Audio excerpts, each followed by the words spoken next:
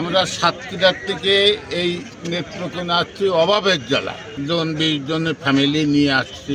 এই অভাবের জ্বালায় সাতক্ষীরাতে এখানে আসছি। এখানে আসি আমরা কোম্পানির কাছ থেকে 5 লাখ 10 লাখ করে টাকা নিয়ে কাজে আসি। এখন আসি এই যে ভাঙ্গাচোরা এই সমস্ত সামান্য মুষ্টিম কিছু ব্যবসায়ী লোকের কারণে আজকে গরিব মানুষের পেটে লাথি মারা এবং গরিব মানুষের পেটে হাজার হাজার গরিব মানুষ তাদের পেটে লাথি মারা, এর জন্য বিচার আল্লাহর কাছে চাই। ক্ষতিগ্রস্ত তো সবগুলির উপরেই যেগুলি আমরা নেত্রকোনা ডিস্ট্রিক্টে মাত্র 3টা না 4টা ব্রিকফিল্ডের কাগজ দিছে, ওইগুলি হাওড়ে আছে।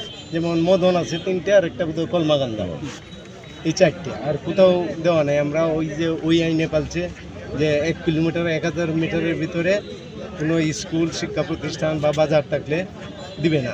সরকারের কাছে দাবি তো আমাদের ইটকলা, আমরা এই যে 1000 মিটার আমরা যদি 400-500 মিটারের মধ্যে নিয়ে আসি স্কুলগুলি বা শিক্ষা প্রতিষ্ঠানের যে দূরত্বটা, তাহলেই তো আমরা বৈধ হয়ে যাই।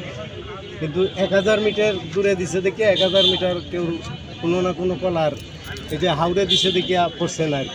আর কোনো না কোনো কলার তো স্কুল বাজার 1 কিলোমিটারের ভিতরে করে আমরা দেশ জুড়ে তোলপা ওয়ালটন ফ্রিজ কিনে আপনিও হয়ে যেতে পারেন মিলেনিয়ার। 16 সালে আমাদেরকে ছাড়পত্র দেয়নি, 17, 18, 19, হ্যাঁ 19-এ আবার ছাড়পত্র আমাদেরকে দিচ্ছেন। এই ছাড়পত্র নিয়ে আবার আমরা এর মধ্যে আমরা ইটটা চালু ছিল, আবার আমরা শুরু করলাম। আমাদেরকে 20-এ দিল, 21-এ আবার ছাড়পত্র দিল। কিন্তু এখন হঠাৎ করে আমাদেরকে এই যে এই মৌসুমে আর 2টা মাস সময় আছে, এটা হইল ইট ভাটার মানে সর্বশেষ মৌসুম। ইট ভাটা আমরা যা ইনভেস্ট করার দরকার সমস্ত কিছু ইনভেস্ট করছি, শ্রমিক, লেবার, এবং আমরা ব্যাংক থেকে ঋণ নিছি, ব্যাংক থেকে আমরা ঋণগ্রস্ত, এবং আমরা পাবলিকের কাছ থেকেও আমরা ঋণ আনছি। অনেকে আমরা অ্যাডভান্স দিছি, অনেকেও অর্থের অভাবে আমরা অ্যাডভান্স আনছি। এখন এই যে ইট ভাটাগুলি এখন এই সরকার এই অর্ডার নিয়ে এই মুহূর্তে ভাঙা শুরু করছে, এটা মানবতা বিরোধী অপরাধ এবং এটা সম্পূর্ণ অবৈধ। আমরা এর তীব্র নিন্দা এবং প্রতিবাদ জানাচ্ছি আপনাকে। আর আমরা এই মুহূর্তে ওনারা যদি ভাঙারই পরিকল্পনা থাকতো, এটা একটা ষড়যন্ত্র, মানা হয় আমাদের দেশের এই আজকে ইট কলাগুলি কেন বন্ধ হয়, আমাদের উন্নয়নের বাধাগ্রস্ত হবে।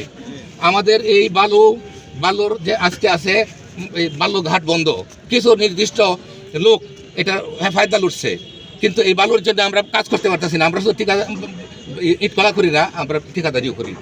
আমরা আমাদের এই শ্রদ্ধেয় নির্বাহী প্রকৌশলী সবকে বললাম, ডিসি মহোদয়ের কাছে তুলে ধরার জন্য আমরা বললাম, মিটিংয়ে তুলে ধরার জন্য বললাম। উনি অনেক বলছেন, বলাবলি করছেন, কিন্তু কোনো কাজ হয় না। তো এইগুলির জন্য আমরা কাজ করতে পারি না, বালু নাই, কাজ করতে পারি না। ইট যদি বন্ধ হয়ে যায় তো দেশের উন্নয়ন নষ্ট হবে। এরা হইল দেশের শত্রু, জাতির শত্রু। আমাদের জাতির উচ্চ স্তরের বিবেক আজকে নষ্ট হয়ে গেছে।